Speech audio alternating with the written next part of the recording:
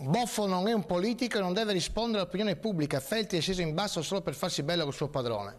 Boffo non deve rispondere all'opinione pubblica? Un direttore di un organo di informazione non deve rispondere di quello che scrive o come faccio io di quello che dico? No, ho capito. Non ho capito. Cioè io faccio il moralista e poi sono il primo... Cioè no, ragazzi, allora veramente qua siamo inquadrati. Se uno ragiona perché è vicino a un leader, cioè non andate con la testa all'ammasso, cioè stiamo facendo solamente una domanda cercando di capire se è normale che uno punti il dito nei confronti di un altro per ragioni legate al sesso, politico o non, e poi guarda caso lui stesso in qualche modo qualche peccatuccio ce l'ha. Cioè,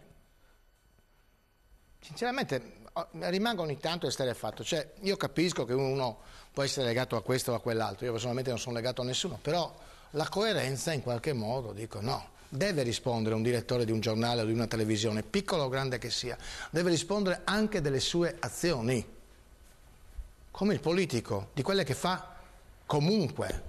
Certo, se va a letto con un esco non so da che punto di vista, insomma, cioè un politico quindi deve fare come il presidente della regione, come si chiama? Della Lombardia, Formigoni, che dice, sì, cioè, è incredibile.